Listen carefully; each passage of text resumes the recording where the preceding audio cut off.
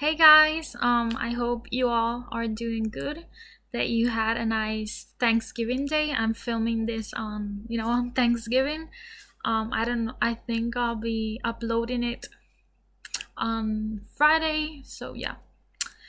Okay, so it's been like a week since I've uploaded. I'm sorry. I mean, for some people that's not a lot of time, but for me, yeah, sorry. I just wasn't in the mood to film a video in that week, and I wanted to update you guys on my nonfiction November reading. It's I hit myself over the head because it's not going as well as I would have liked it to go. But to be honest, I started this readathon pretty late, like more like in the second week of November, something like that. I mean, a week ago I started it, and I wanted to read 4 books, but I think I'll be able to read 2 of those 4 in November at least. I do plan to read the other 2 in December, because I'm not giving up on them. Hello. I mean, I did that commitment, so I'm like, you have to finish it. It doesn't matter if you finish it late. Like, I want to finish it. Okay. So yes, I'm going to be like giving you my opinion on the books I've read so far. And the first one, it's a very thing. I'll be putting the cards up here of the TBR I did for Nonfiction November, where I talk a bit about the summary of each book, so you can go and watch that if you want to, so like what the books are about, so you'll understand. Okay, but I'll give you a brief of context of the story. Okay, so I finished the first book. I finished with Strong Survival: The Life and Times of a Mountain Woman by Cliffie. I think it's pronounced Cliffie. Cliffie Strong, yeah. Okay, so this is the book. This is Cliffie when she was 88 years old. I don't know if you can see her. Okay, yeah, so this is obviously like nonfiction book. It's about Cliffie, but it's also about the Christian Appalachian Project, which they are like an organization that are in the Appalachia region, and they help people. Most people that live in that region are very poor and don't really have much resources, and some have big families but don't really have the income necessary to feed all the members of the family. They don't really have a good structure of the houses, and they live in very poor conditions. So this organization helps them, but they don't only help them with like fixing the house or with groceries or stuff. They also help them spiritually, which is very important also for these people. And this is basically like an autobiography of Cliffie. She when the Great Depression happened in the United States, she was like 17 years old. So she talks about her experience going through that really tough time, and she talks about her family, her brothers. What else? She basically she talks like about the life of living on a farm, and that basically having that farm saved their family from dying of hunger when the Great Depression came, because nobody had jobs. But even though they were they weren't rich by any means, they had food from the animals and from that, so they could survive through that era. So yeah, so with it also talks about she talks about her life in the farm with her family. um and she also talks about her faith in this story, which is very, very important. um and it's like, it's amazing to me because even though she was going through all of those hard times, when you don't know if you're gonna have food, uh people were just surviving day by day. She didn't really have any type of entertainment in her life, that she could escape to. uh so it was a hard life, and most people would be like, oh, how can anyone survive that? Or they must have been depressed all the time. But even though, she went through those hardships, in the little things she had, she saw the blessings of God in them. Maybe we're not the richest family, the richest people in the world, but we have this farm, we have these animals, we have this milk, we have this land where we can grow food in. So she just keeps a very strong spirit. I love her spirit. Even though her life has been a life that most people would say, like, oh, how can someone like that have faith, or how can someone like that be so strong mentally, physically, spiritually? But she's just such an amazing, like, woman. So I love her spirit. She's determined. Even when the circumstances look dire, look hard, she just keeps on going. And throughout her stories, there are some chapters where she's talking about her life. Then there comes another chapter that is about the Christian Appalachian Project.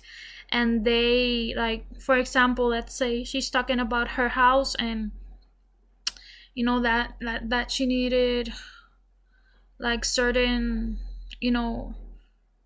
income or something for fixing her house, the structure. Then the Christian Appalachian part talks about how they help people with their houses, and how they go and help them and help fix it, so that people could have a better, life, and not sleep with being afraid that the roof will fall on top of them, for example. There's lots of, like, very uplifting parts in her story. And she was such a nice and cool lady. Like, she also had, like, hobbies. She hand carved. She did, like, wood creations. I'll show you the images. Like, these are hand carved replicas of old mountain tools. For example, these were done by her. Let's see here. She did miniature chairs and miniature doll beds. These were so cute. So, her life just wasn't work. She also had hobbies. And I love what the project did with her story, because sometimes, you hear about these projects that help people, but we just put, like, groups of people, like, we generalize them, but we don't really get to see their personal, or hear their personal stories. And she's just only one of she's just only one of the people that they've helped, and they've helped a lot of people.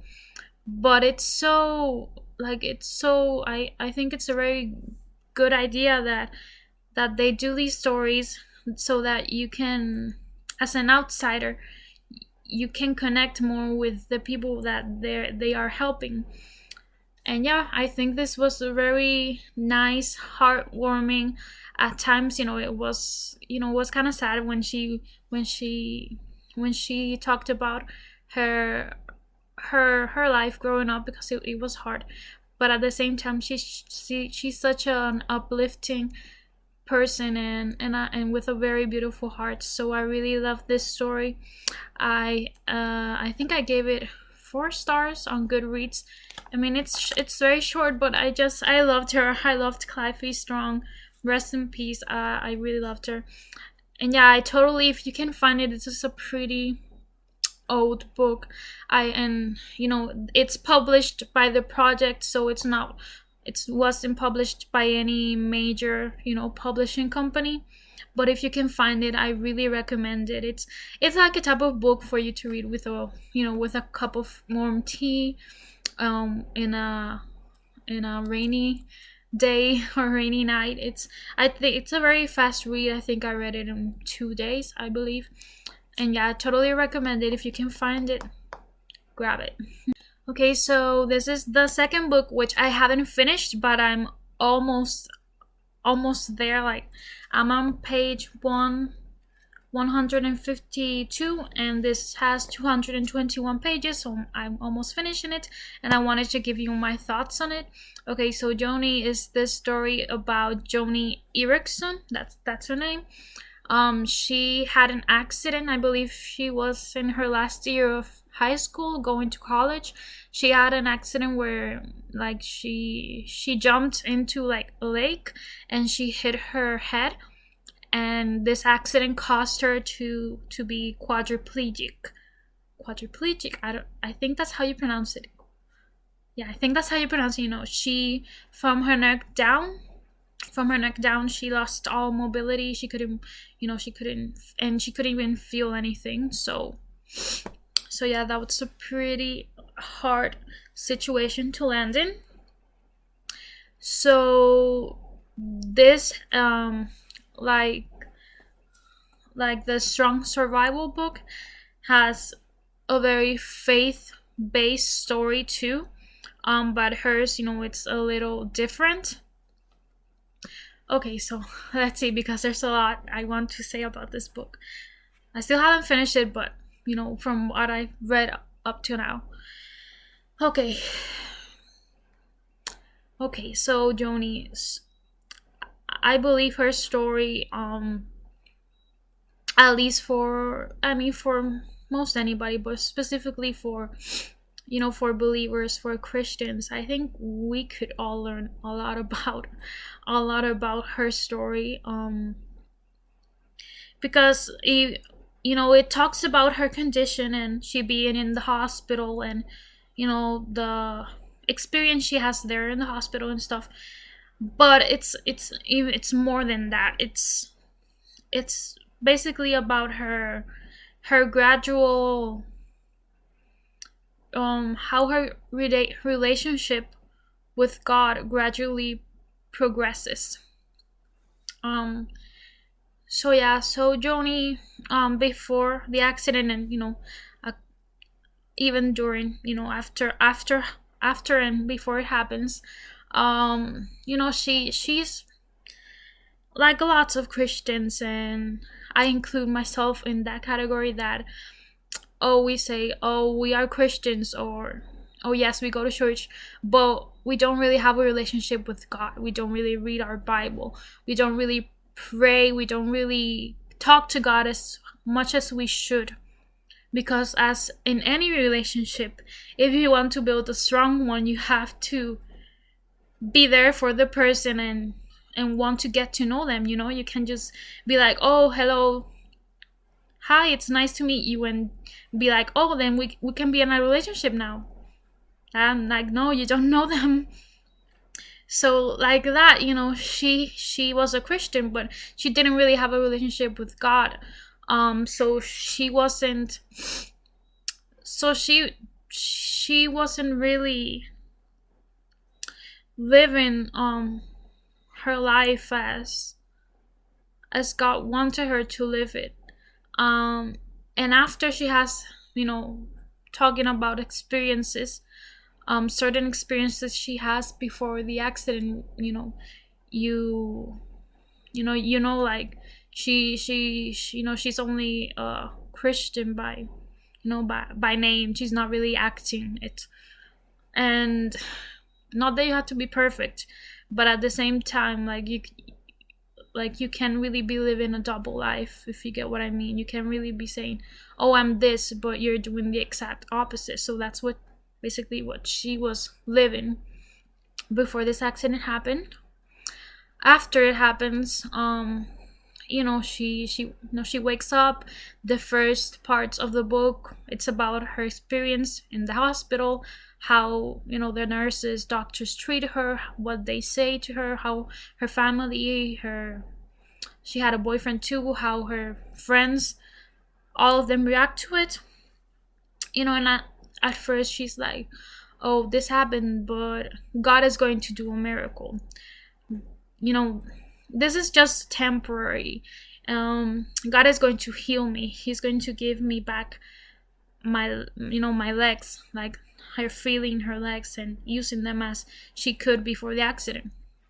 So at first, even though she didn't really have a relationship with God, she was hopeful, like, oh, this is going to happen. This miracle that I'm asking for is going to happen.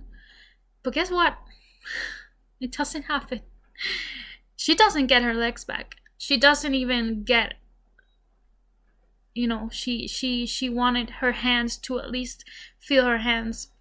But she doesn't really get that either. She is going to be a quadriplegic for the rest of her life. Or quadriplegic, how do you say it? I have a tough time pronouncing that. I'm so sorry. So yeah, after that, she's like, God, like, you didn't answer my prayer. Like, how could you? Like, are you even there? And she starts getting very, mad at God because God didn't answer what she wanted him to answer. Doesn't that sound familiar? Like, a lot of us want God to answer our prayers, certain prayers or certain miracles, but like, we don't know what God is thinking. We don't know what his plans are. And like, who are we to say what he has to do in our lives? Like, you get me? Well, Joni, she didn't get that at first. And, she's a smart girl. So, but she was confused. And, she just started, even though she couldn't move or really act upon anything, she, in her own mind, in her own spiritual being, she started getting, rebellious, and she just started being hateful and spiteful, and being like, what use am I now that I'm a quadriplegic? I don't have any use of my body. She even wanted to commit suicide. She was like, I wish I could use my hands so that I could kill myself. She was in a very dark place. She was very depressed. There was one time that she was in the hospital, a guy that she met that was quadriplegic too, I think, or had a very, severe condition. He was one of these people that was like very pessimistic, very cynic, like a lot of people I see online and in real life. So he was like, oh, like, we don't really have any, like, there's no significance to life. There's nothing after this. Like, we don't really have a purpose. And he was just feeding her these thoughts. And like, she was reading of secular philosophers, which I'm not saying, that these philosophers don't have anything good to say, or don't have, or you can get anything positive about them. I'm not saying that. But these people, they don't have a relationship with God. They don't have faith. So what is their their fundamento? What base do they stand on? They stand on nothing, because they don't believe in anything. In themselves? What exactly is themselves? What exactly are you if you don't really believe there's a purpose outside of just being here today, tomorrow you're out. Sayonara. so so she was just like eating everything he said, and she was like, oh, you're right, like there's no purpose, maybe God does not exist. Like he didn't he didn't uh he didn't give the miracle that I was asking for. So like my prayers don't mean anything, whatever. So she was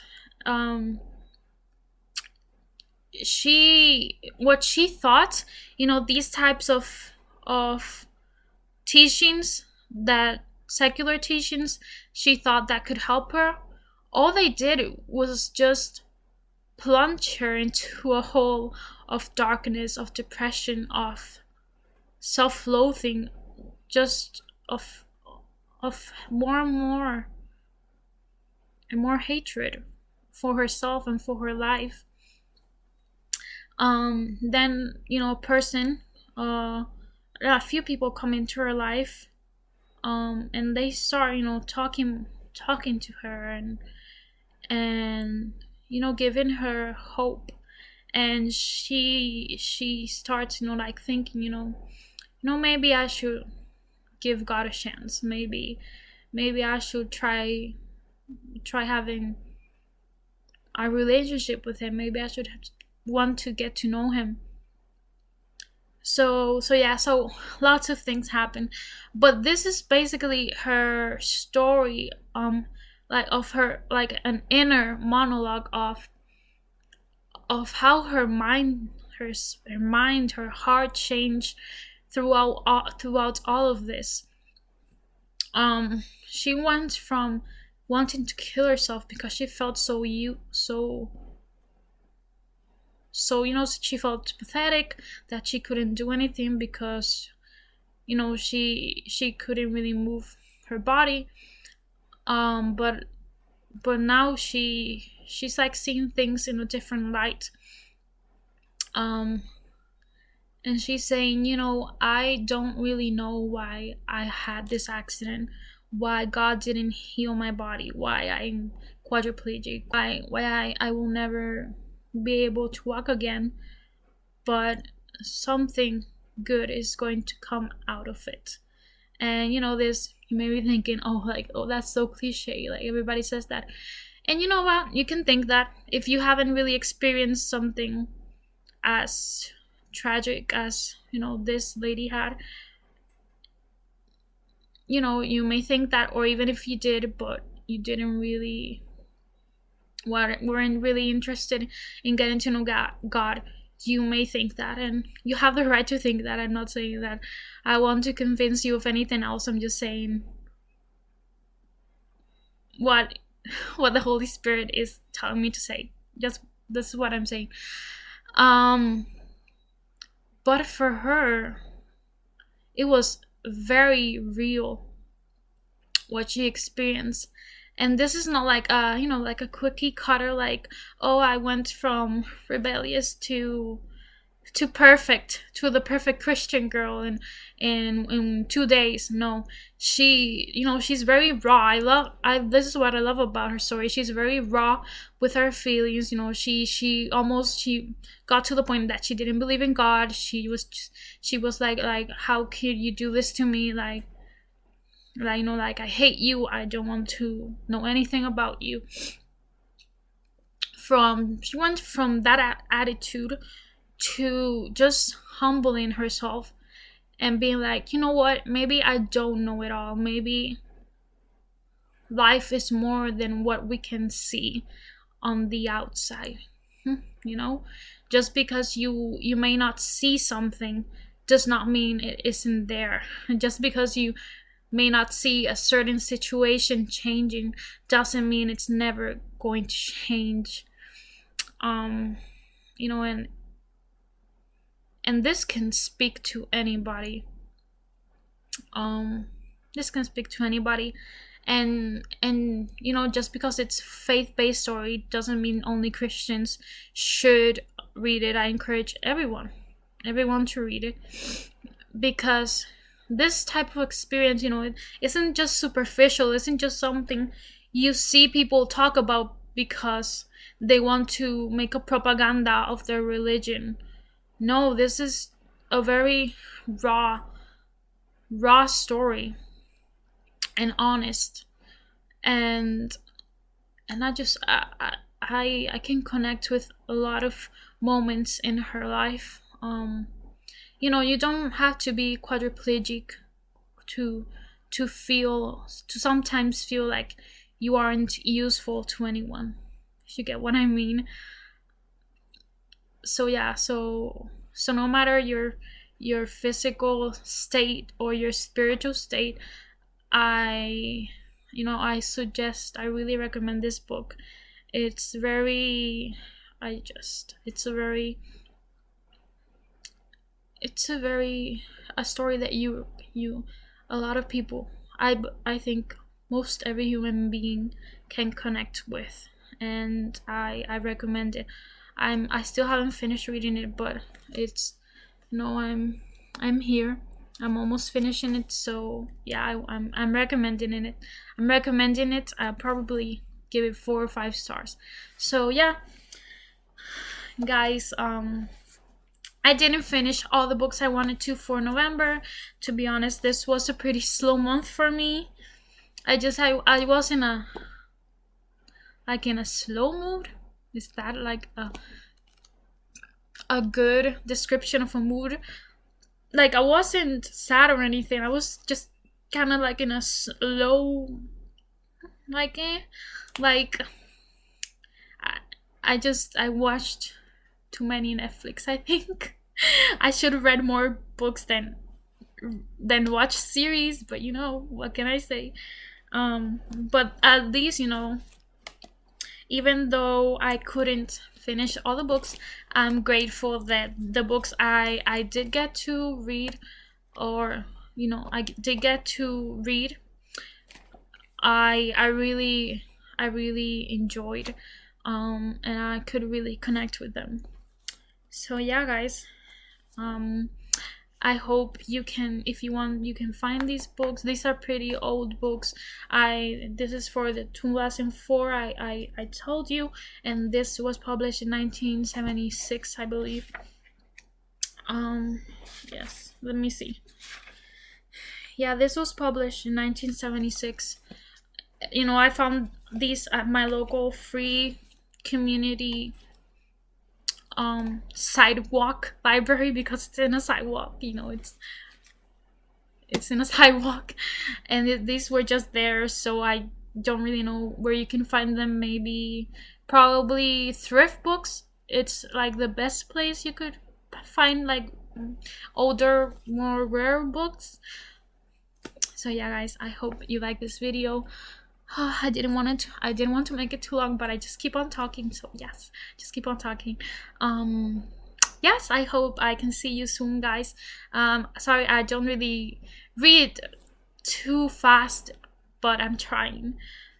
But yeah, I just hope that you like this, that you all had a very nice day, and just I hope you're all safe with your families, and I hope you have a really nice day. God bless you guys. Love you. Bye.